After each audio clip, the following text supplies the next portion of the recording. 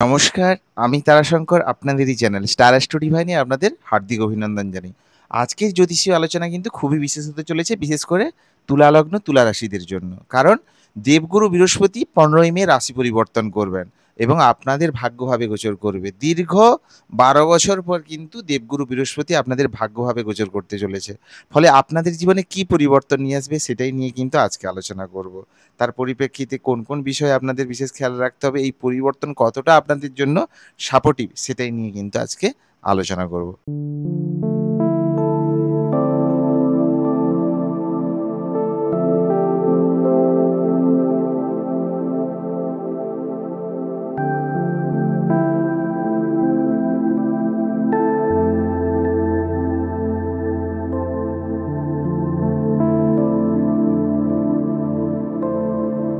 তুলা লগ্ন, তুলা রাশির ক্ষেত্রে কিন্তু দেবগুরু বৃহস্পতি আপনাদের তৃতীয় এবং ষষ্ঠ ভাবের মালিক হয়ে আপনাদের ভাগ্যস্থানে গোচর করবে।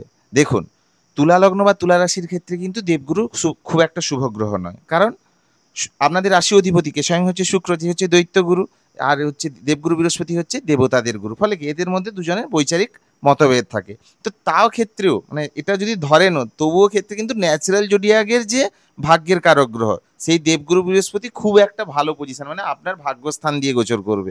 ফলে কিন্তু ভাগ্যের বিষয়ে এই সময় কিন্তু পূর্ণ স্বাদ মিলবে আপনাদের। কারণ ভাগ্যস্থানে দেবগুরুর গোচর আপনার ভাগ্যের বৃদ্ধি করাবে। মানে আপনি যেটা কল্পনাও করেননি, অনেক বড় বড় কার্য সম্পাদন হবে ভাগ্যের দ্বারা।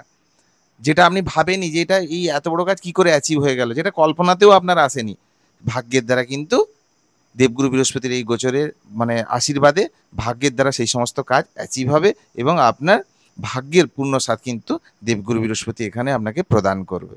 ছাড়া এই সময় কিন্তু যে কোনো ধরনের মাঙ্গলিক কার্য বা শুভ কার্য বাড়িতে কিন্তু হতে পারে, বা তার যোগ কিন্তু দেবগুরু বৃহস্পতি এখানে তৈরি করছে। সেকেন্ডলি কি, আপনার এই সময় যে কোনো ধরনের স্পিরিচুয়াল জার্নি বা যে কোনো ধরনের তীর্থযাত্রা বা বিদেশ যাত্রার যোগও কিন্তু নির্মাণ করবে দেবগুরু বৃহস্পতি।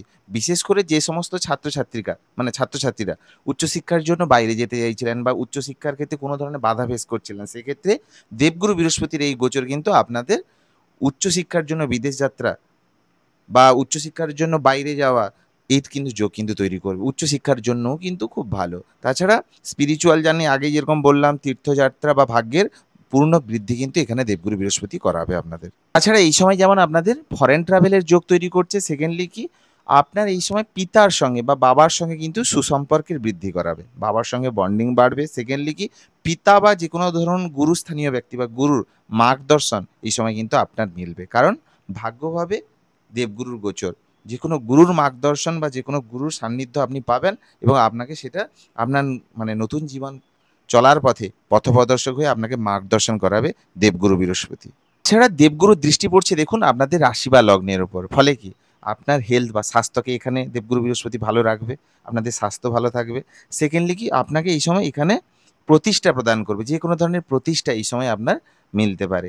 বা ধরুন রাশির উপর যখন দেবগুরু বৃহস্পতির দৃষ্টি পড়ে, তখন কিন্তু আপনার মনকেও প্রসন্ন রাখবে, আপনার মধ্যে একটা আলাদা ব্যক্তিত্বের ঊর্জা প্রদান করবে, আপনার মধ্যে একটা আলাদা গাম্ভীর্য বা জ্ঞানের গম্ভীরতা প্রদান করবে দেবগুরু বৃহস্পতি। আপনি যদি এই সময় যে কোনো ধরনের নতুন কার্য শুরু করতে চাইছেন, নির্দ্বিধায় করতে পারেন।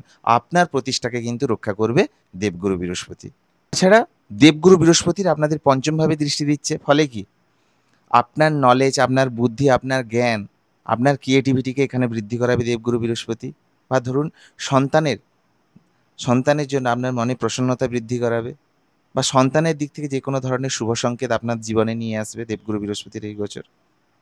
এবার বলবো, যদি আপনি এক্ষেত্রে এই গোচরে আরও পজিটিভ ফল পেতে চান, যেটা আপনাদের জন্য শুভ ফল বয়ে নিয়ে আসবে, তার জন্য বলবো, কারণ ন্যাচারাল জোডিয়াকের তৃতীয় হাউস মানে কমিউনিকেশনের হাউসে দেবগুরুর গোচর হচ্ছে, মানে মিথুন রাশিতে দেবগুরুর গোচর হচ্ছে আপনাদের, যেটা আপনাদের রাশি বা লগ্ন সাপেক্ষ ভাগ্যভাব। সেক্ষেত্রে আপনি যদি এই সময় যে কোনো ধরনের মন্ত্র উচ্চারণ করেন, মন্ত্র পাঠ করেন, সেক্ষেত্রে আপনাদের জন্য খুবই শুভ ফল বয়ে নিয়ে আসবে। বা মেডিটেশন করেন, কারণ দেবগুরু কি জ্ঞানের কারক গ্রহ। তো সেক্ষেত্রে যদি আপনি নারায়ণ কবচ পাঠ করেন, বা ধরুন যে কোনো কি বলে বিষ্ণু সহস্রনাম পাঠ করেন, সেক্ষেত্রে আপনাদের জন্য খুবই শুভ ফল দেয়। যদি পাঠ করতে অসমর্থ হন, তাহলে শ্রবণ করুন, সেটাও আপনাদের জন্য লাভদায়ী হবে। ভালো লাগলে অবশ্যই লাইক কমেন্ট করুন, পারলে কমেন্টে রাধে রাধে লিখুন, কারণ একটা রাধা নাম আপনার অনেক পাপকে বিনষ্ট করতে পারে এবং আমাকেও অনেকটা মোটিভেশন মিলবে আপনি যদি লেখেন, যাতে আমি নতুন ভিডিও বানাতে আরও আগ্রহী হই। তাই সবাই খুব ভালো থাকুন, সুস্থ থাকুন। রাধে রাধে। জয় জগন্নাথ।